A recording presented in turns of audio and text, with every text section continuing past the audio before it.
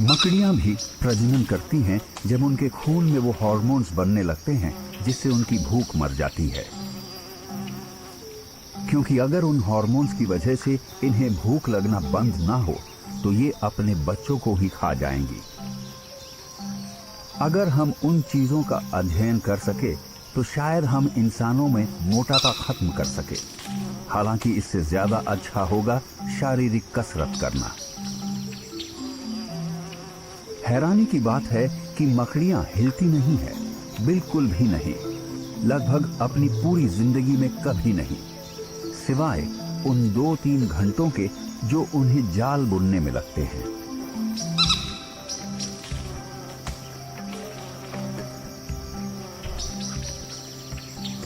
ये मिलन करते हुए भी बहुत कम हरकत करती हैं। हालांकि ऐसा साल में एक बार ही होता है, मगर हाँ, शिकार करते वक्त ये बिजली की रफ्तार से हरकत कर सकती हैं, या यूं कह लो कुछ ही मिली सेकेंड्स में। जाल बनाने में माहिर ये मकड़ियां लगभग हर समय चौकन्ना रहती है, जिसका मतलब होता है कई दिनों या हफ्तों तक बिना हिले रहना, एक ही पोजीशन में, वो भी शरीर के अकड़े बिना।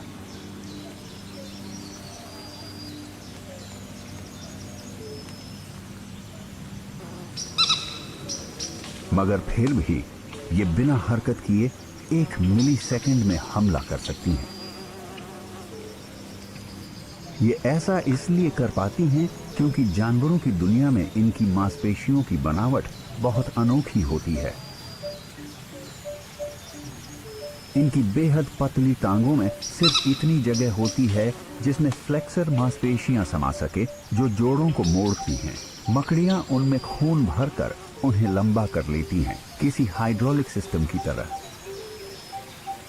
मांसपेशियों के इस हाइड्रोलिक सिस्टम की वजह से वो बहुत तेजी से हमला कर पाती हैं।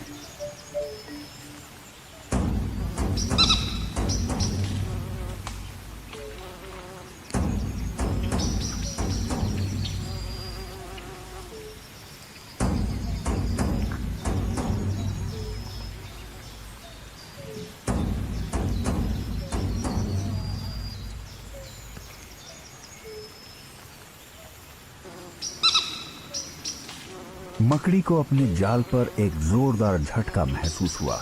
उसके कमाल के रिफ्लेक्सेस ने हमले को वक्त रहते रोक दिया। इसे हालात का अंदाजा लगाना होगा।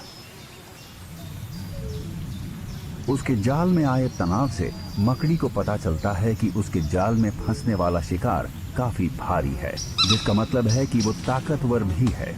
कोई कदम उठाने से पहले मकड़ी को पक्का करना होगा कि जाल में जो भी फंसा है वो बेबस हो जाए।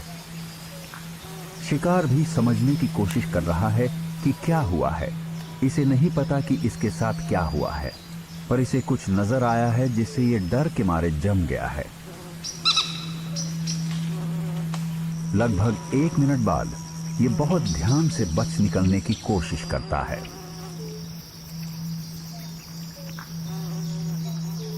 मकड़ी को इसके भागने की कोशिश का पता चल जाता है और वो हमला कर देती है।